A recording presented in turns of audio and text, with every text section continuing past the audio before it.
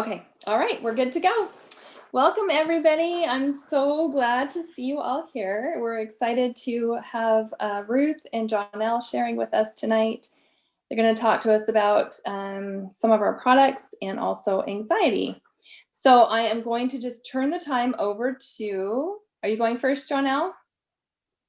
Ruth is actually going to go first. Oh, all right. So, Ruth. then I follow up.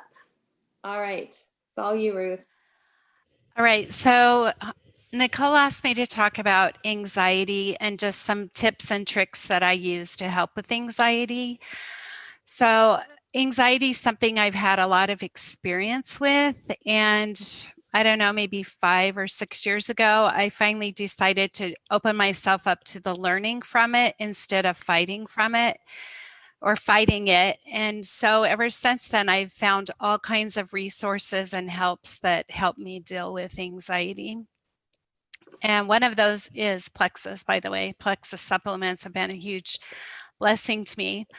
But I only have 15 minutes to talk to you, so I don't have enough time to teach you everything I've learned in the last 6 years. So I wanted to really hone in to something that you could take away tonight that will help you immediately, that you can put into practice. So whenever we have a thought, our bodies release a chemical. So if the thought is a positive thought, then it releases positive chemicals and we think and we feel good and we feel happy. But if it's a negative thought, then our body, or a scary thought that we have taught ourselves is scary, then our body sends out chemicals that prepare our body to fight or to flee. So when our ancestors were alive, this was super helpful because they lived in a world where they were prey, right? And so the predators would come by and they would have to flee or fight the predator. And so that was a really useful tool for them. But we live in a world where our lives really aren't in danger very often, but our bodies still react the same way. So when we have a thought, and if you are someone who deals with anxiety often, then your thoughts are a habit of this anxious thinking. And so what we think is, so we think of something as scary. Okay, let me back up. I'm trying to talk too fast. So if you have a thought that when you start feeling your body get shaky, or you start feeling your body is reacting in a frightening way, it's because of a thought that you just had. Sometimes we don't recognize that the thought came first because our body's filled with all these chemicals like cortisol and adrenaline that make our bodies prepared to fight or flee, but we're not in a situation where we have to flee. So it's good that we train our brain to not be afraid anymore, or to recognize that we're not in a situation that's scary. So I learned this trick from a book called Disrupt Yourself. It's by Whitney Johnston. And she talks about the amygdala, which is a gland in our brain. And the amygdala is what sends out these chemicals when we have a thought that is for us a scary thought. The amygdala is the one that tells our body we need to get ready to fight or flee. So it sends out all these chemicals into our body. Well, it tells the body parts, like our adrenal glands send out the adrenaline, and I can't remember what sends out the cortisol, but Jonelle probably knows. Anyway, so the amygdala sends out these signals for our body to send out all these chemicals. So what Whitney says to do in her book is to talk to your amygdala. And it sounds strange, but this has been a super huge helpful gift for me. So when you start feeling those chemicals in your body, just take into account, are you in a situation that is life-threatening? Probably not. So you don't need all of these chemicals surging through your body. So you need to train your amygdala to recognize that you're not in a fight or flee situation. You're not in a life-threatening situation. So you just start talking to your amygdala. Say, okay, amygdala, this is not a life-threatening situation. We're safe. You don't need to send these chemicals out into my body because we're okay. We're safe. We're in a safe situation. And when you first start talking to your amygdala, it might take 10 to 15 minutes for those chemicals to quit being sent through your body. So at first it does take a while, and you just have to be patient and just keep talking to your amygdala. It sounds weird to do it, but I promise you it will make a difference. And so once you start teaching your amygdala, it doesn't need to be afraid anymore. Then it takes less and less time. So as long as you're consistent with this, every time you start feeling shaky or start feeling, your heart starts racing and your breath's like your body's getting ready to flee, then you can just start talking to it. Start talking to your amygdala directly and just calm it down. And pretty soon it starts learning, oh, I don't have to be afraid. I'm not in a life-threatening situation. Everything's fine. I'm safe. All is well. And so just by doing that little trick and doing it every time, you will train your brain to not send out those chemicals anymore, because that's what feels scary, is you have all these chemicals racing through your body so you can flee away from the danger, and you don't need to. So they're still surging through your body. If you were running away from something, they would release on their own. But since we're not racing away from something, they don't release. So they're just still there in our body and feel horrible. So that is something that you can take and just start using right now that has been super helpful to me and has really made a big difference in my life. In fact, I realized today when I was trying to think about what I wanted to tell you in just 15 minutes, like, I have not used this for so long, and I have really needed this the last 4 or 5 months. I've been in a situation where my body, I feel like, has been in a constant fight or flee mode. And I forgot about this tip and trick. And so I started using it again yesterday, and it's really making a difference to me again. So just remember to do that, and it will help. And even though it feels like anxiety is a physical thing, it really starts with our thoughts. So if you can go back to think about what was the thought that you thought right before your amygdala sent out all these chemicals or told your body to send out all these chemicals, then you can start recognizing which thoughts are causing your body to go in this fight or flee mode. And then you can change your thoughts and start recognizing that thought's not based on truth. Fear is never based on truth unless you are in a life-threatening situation. So that's important to remember too. You can change your thoughts, and it just takes practice, but if you learn how to recognize which thoughts are causing you to feel anxious, then you can change those thoughts. And with practice, you become less and less anxious. So if you have any questions, that's all I had prepared. And I talk really fast when I'm trying to get everything in a short amount of time. So if you have any questions, feel free to ask me questions, but that's what I had prepared for tonight.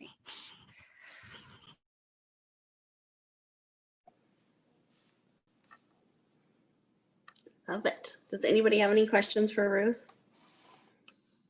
I know I didn't want you to stop talking. I'm like, tell me more about my amygdala. I tend to name my organs so I can talk to them, but you don't need to rename the amygdala. It has a very, very regal name all on its own, right? All right. So I have a question.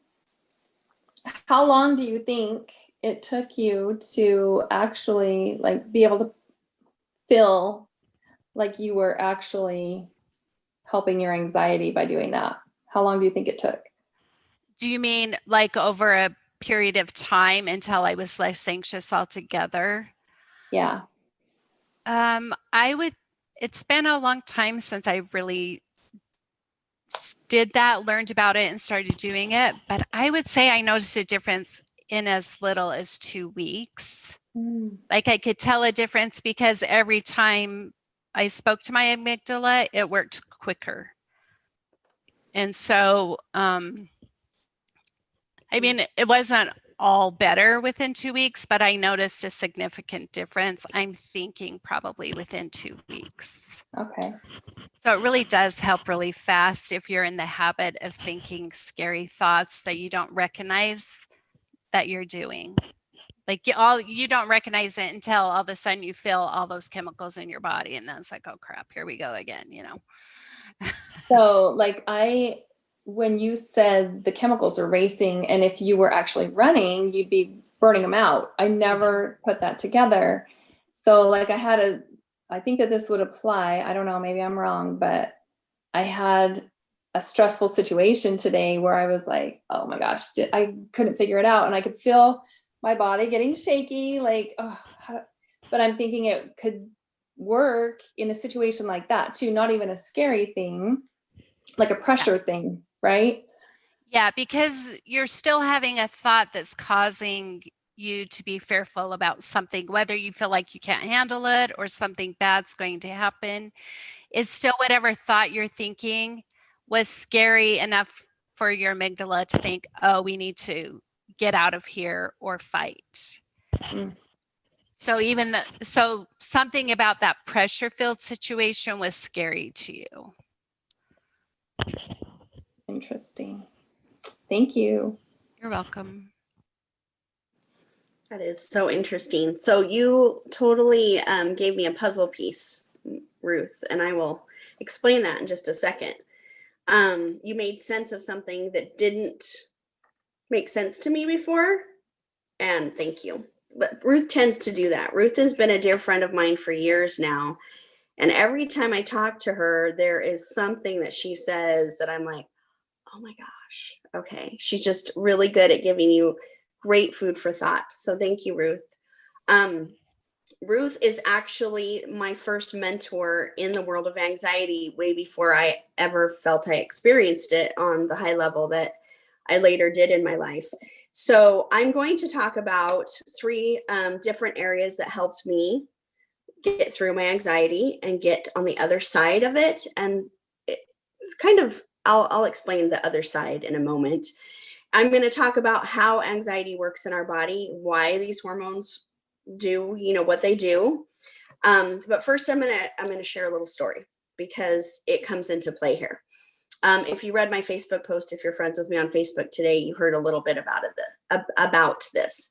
But in 2005 or so, we were at a family reunion in a remote place, and we were at this big lagoon swimming. And my twins, who were 2 at the time, my son, he had this big stick that he found, and he was waving around and so excited. And all of a sudden, my older brother, grabbed the stick and chucked it across the lagoon. And my son immediately started to cry, and he's like, my stick. And he was very upset. And I look at my brother, and I'm like, what is wrong with you? Why did you do that? He's like, he's going to poke somebody's eye out. We're like an hour from the hospital, and we're going to have to drive that person to the hospital, and it will probably be one of the kids, and their eye is going to be bleeding, and it might cause brain damage, and they might lose their eye, and that he can't play with a stick. And I was like, and I said this to him, which I later apologized. I said, you are crazy. And I kind of went off like Mama Bear on him. I'm like, you're crazy. That's ridiculous. I jumped in the lagoon, swam and got the stick, put it back in my son's hand, and was like, don't talk to him. I'll handle it. Don't parent my child. Like, I was really upset by his behavior. So a couple years later, I am on I can't remember exactly. We're going to some retreat, Ruth and I, and we're sitting next to each other, and we start talking about anxiety, and she is explaining anxiety. And I'm like, oh my gosh, that's my brother. That's my brother. That's why he reacted that way at the family reunion. Oh, because she explained anxiety, that you kind of go down this rabbit hole, that my brother was sitting there watching my son with the stick. And next thing he knew, his amygdala was telling him, right? He has poked somebody's eye out, and he's feeling all the feelings that it's already happened. This tragedy has already happened. It's probably one of my brother's kids that it happened to. We've had to rush him. In his mind, he's in the car on the way to the hospital. The eye is a goner. and that's it. And he was feeling all of that to the point where he burst out, grabbed the stick and threw it before he could even think it through or tell his amygdala, right? This isn't real. This isn't right. This is not true. So she's telling me this and I'm like, oh my gosh. So a couple days later, I literally called my brother and apologized to him for something that had happened years before. I'm like, I didn't understand. So fast forward through some issues that happened in my life, from miscarriages and things like that, and being diagnosed with a thyroid disorder, I found myself experiencing severe anxiety and not even knowing what to call it. I thought I was paranoid. I thought I was losing my mind. I thought the mental illness that my grandma and my whole dad's side of the family had struggled with had finally caught up to me in my 30s.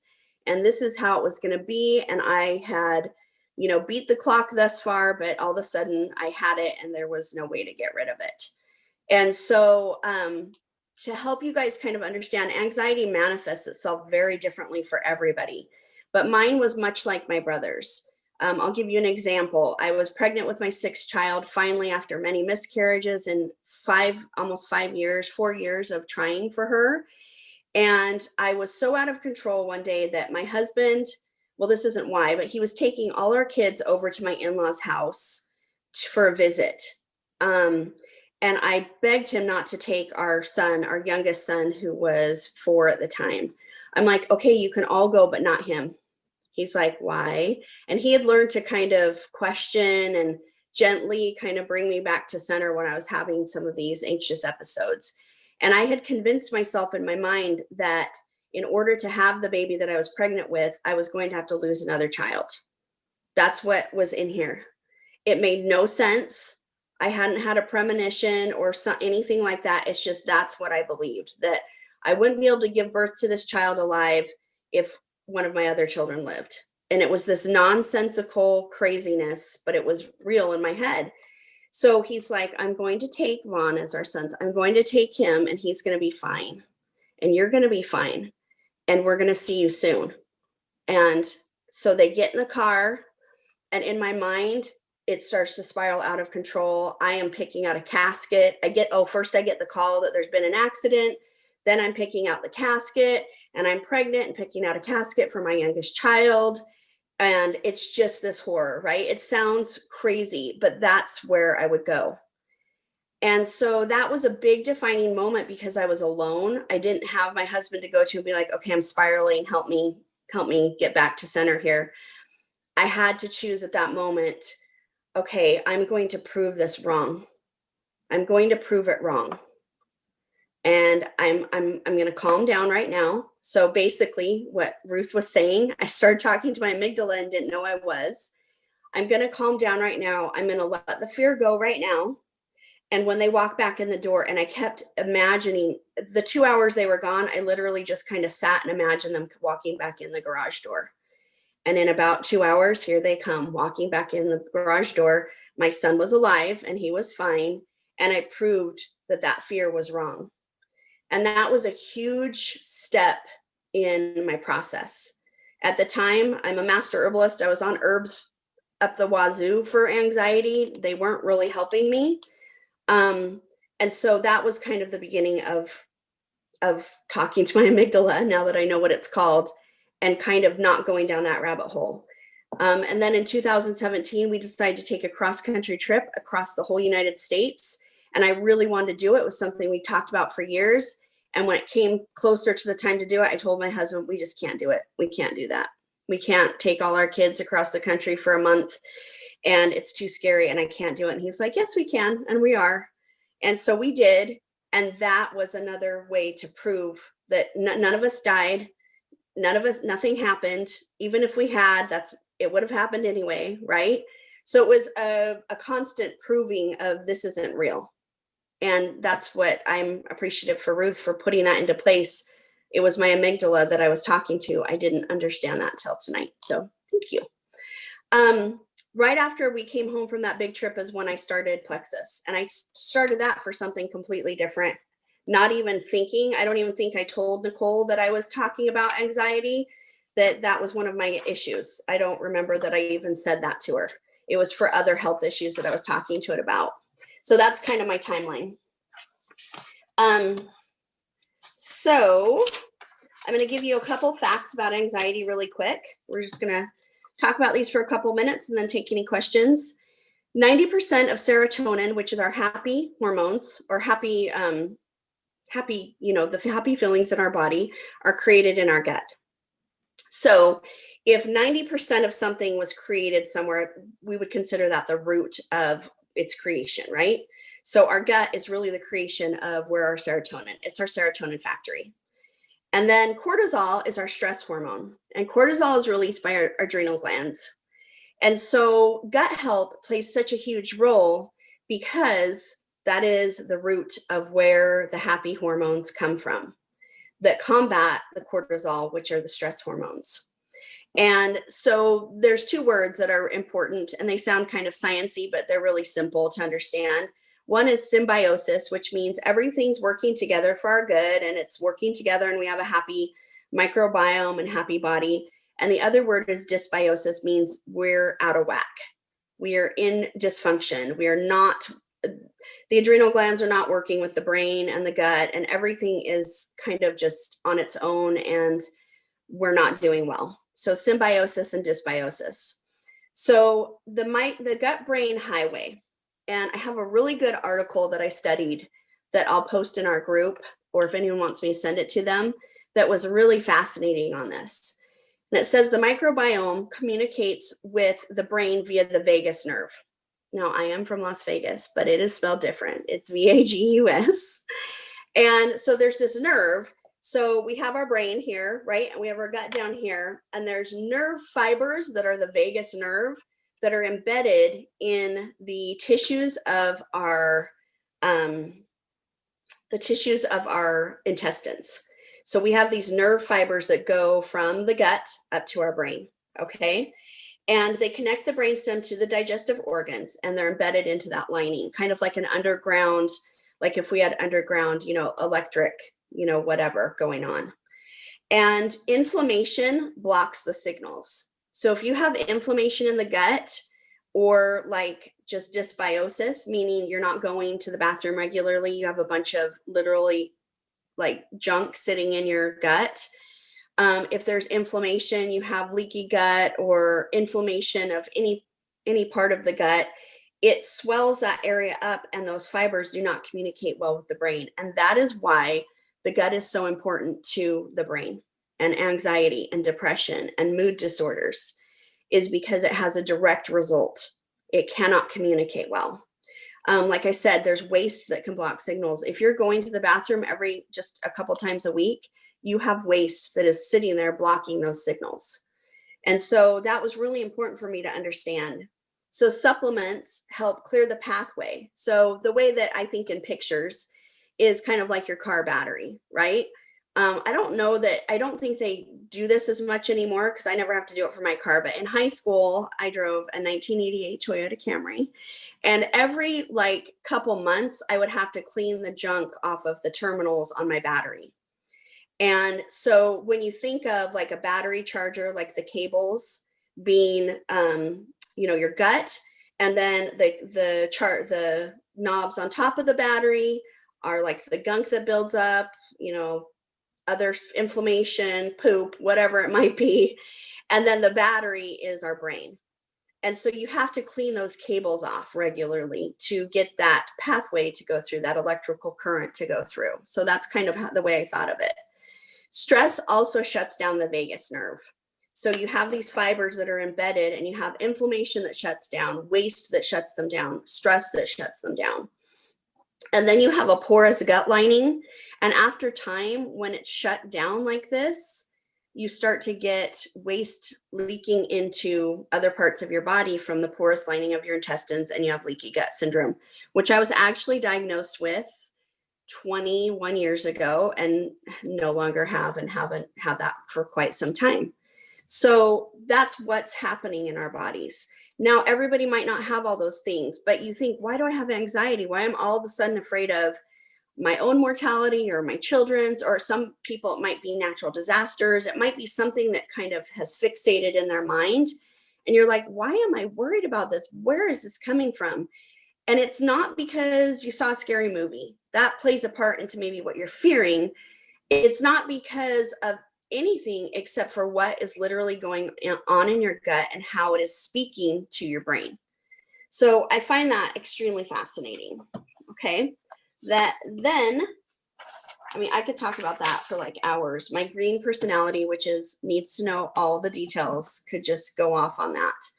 So I'm going to talk about 3 parts really quick that have helped me get to a point where I call it going down the rabbit hole. And I think that that's how Ruth described it to me first. And maybe she didn't. I can't remember exactly, but in my mind, that's what I saw was the rabbit hole. So I will step over the rabbit hole sometimes and I will look down it and I will entertain going down it, but I do not go down it hardly ever anymore since I've started doing these things, because I have this recognition, again, now this awareness that I stop. I don't go down the rabbit hole because I start talking to my amygdala and it stops me from doing that. Okay, so number 1 is food is medicine, that your food is your first medicine. And it is the stuff you put in your body is going to affect you more than anything else. We put food into our body more often than anything else. And it really, you can't get around that. You will reap what you eat. You will. And I'm an 80-20er. 80% of the time I try to eat very healthy and well. And 20% of the time there is other things that I eat, you know, and I really work on having a good relationship with food. So if I'm going to eat something crappy, I want to enjoy it. Honestly, I'm not going to. I did years of the whole, I shouldn't eat this, but I'm going to put it in my mouth. Oh, bad, bad, bad, bad. I don't want to eat negative feelings anymore. So if I'm going to eat something that I know is not the best for me, I'm going to enjoy it. I am. I'm going to pray about it first, not whether I should eat it or not. I'm going to pray over it to change it, because there are studies that show prayer changes food, even a Big Mac. I've heard that. But anyways, I don't know. Don't quote me on that. But food is your first medicine. So if you think of that, and this is my rule of thumb, is food as close to the way that God made it. So as close to it as you can get it from its original form. Every step that food takes away from its original form, it loses some of its nutrients. I focus on healthy fats, and I focus on whole foods and the best way that I can get them. Organic, if I can get them, to cut down on pesticides, because pesticides and other things like that do play a huge role in our mental health. But if you can't, clean them really good, and again, pray over them. Number 2 is my top, and this is from a list I saw, is that some of the top 6 things for supplementation for anxiety are probiotics, magnesium, vitamin B, ashwagandha, which is one of my favorite herbs because I like to say it, and anything that balances your blood sugar. So I'm going to talk just a minute about the things that I use that do that. So in Plexus, we have something called the Triplex. And the first thing is Slim, which is a pink drink that balances your blood sugar. So what I read today is that your blood sugar affects your mood so much that if you do not have balanced blood sugar, your mood will immediately have a reaction. I mean, we know that, right? The word hangry has been born because of that, right? So that's how we know. We know immediately our blood sugar is low, we're irritated, angry, hangry, whatever it might be. You cannot have a balanced mood and not struggle with anxiety or stress or depression at some point if your blood sugars are balanced. That said, your blood sugars can be balanced and you can have situational depression or anxiety. You can have those things. Like if I'm going through a personal struggle with a family member, my blood sugar being balanced is going to help me, but it's not going to take away that stress I'm feeling. It's going to help my body deal with it, but it's different than like a chemical imbalance. Okay. Number 2, probiotics. This is our probiotic. It has an enzyme in it that kills candida. Candida, which I didn't mention, is one of the main things too that's in our gut that blocks that vagus nerve from talking to the brain correctly. So we have candida, which causes inflammation, which causes complete dysbiosis.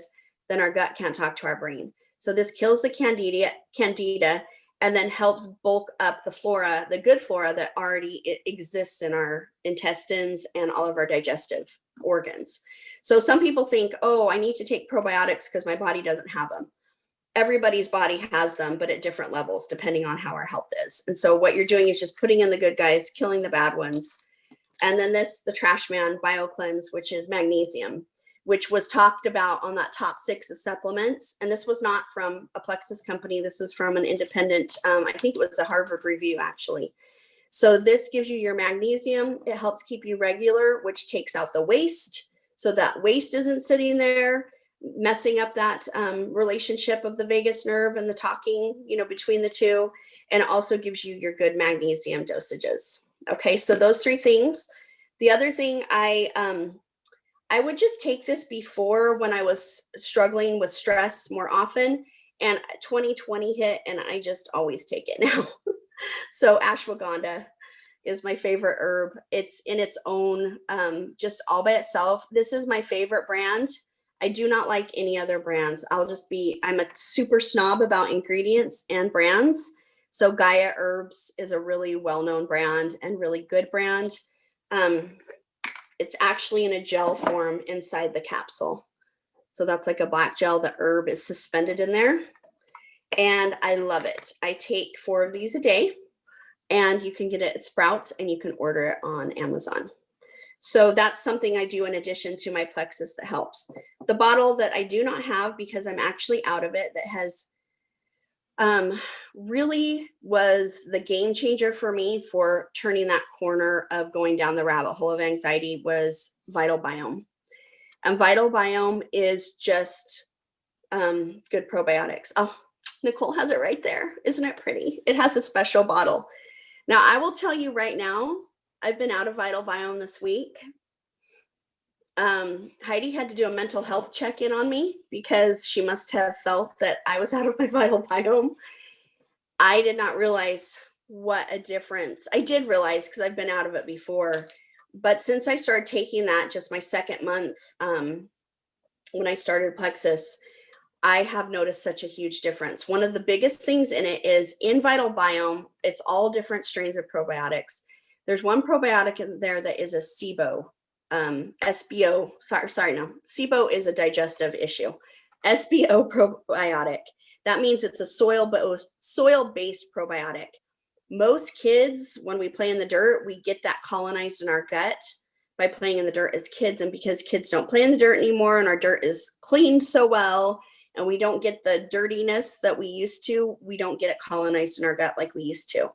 And SBO probiotics are specific for mood disorders like anxiety, depression, things like that. So my Vital Biome has kicked up, and it doesn't replace the probiotic, this ProBio 5. It's different. This kills the candida. It's in addition to. So that was a huge game changer for me.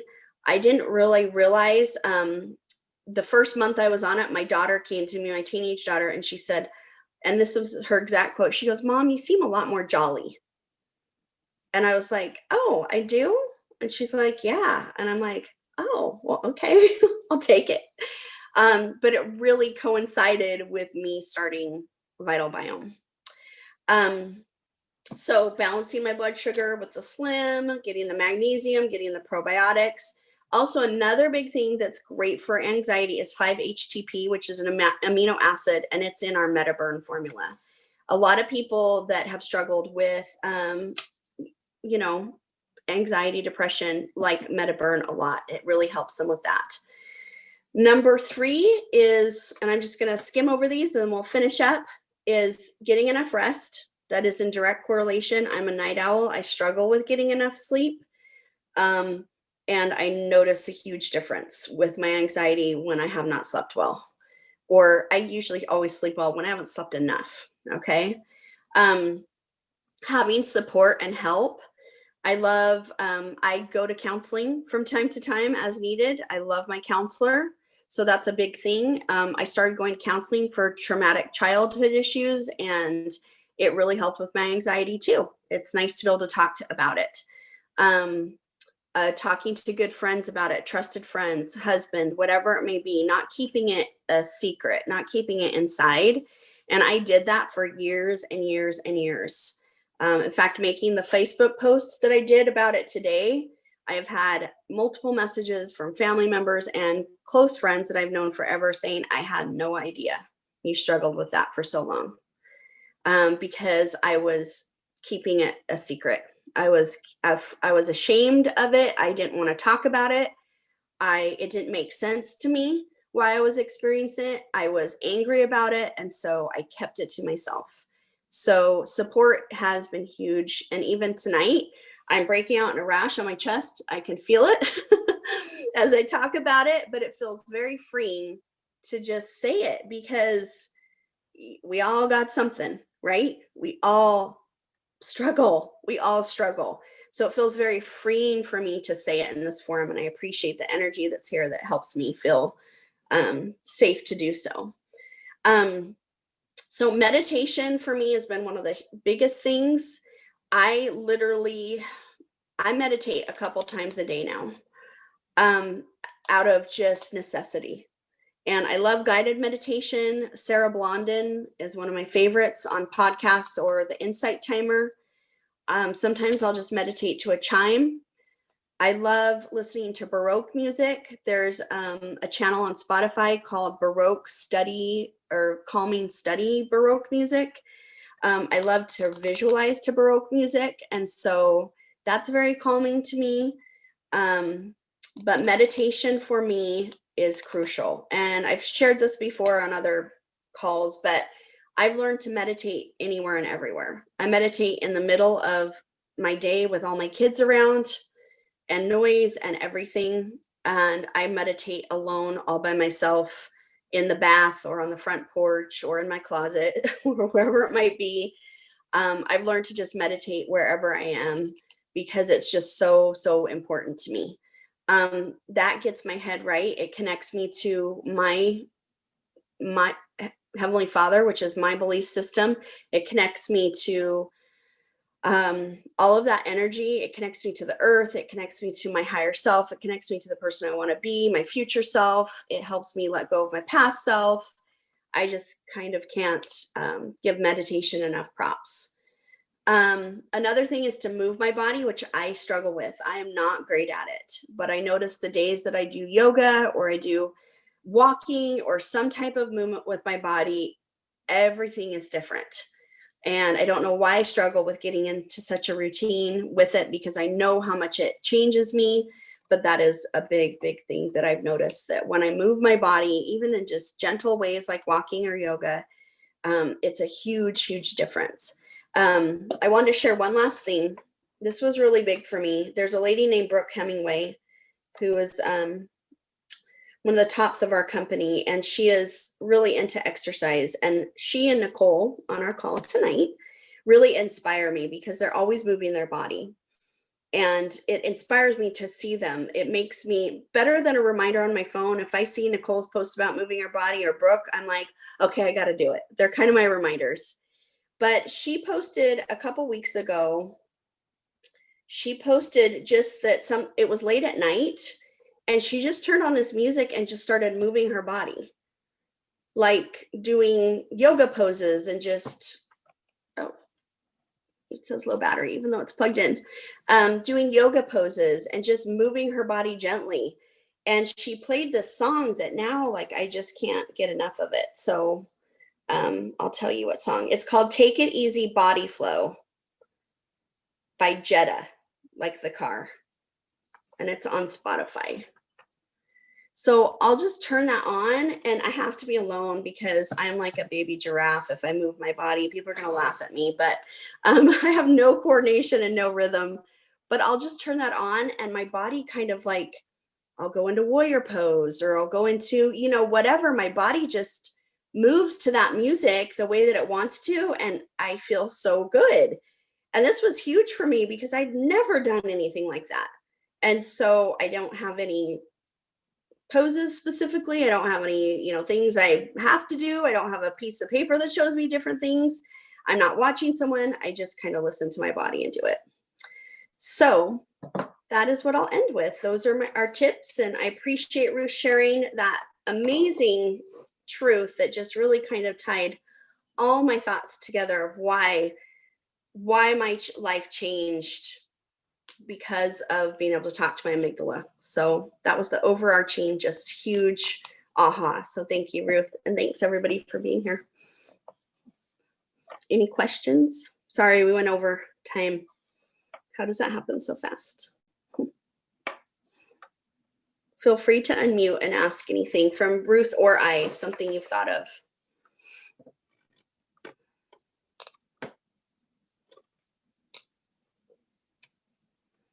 You're all so quiet. You're going to go do your body flow, aren't you?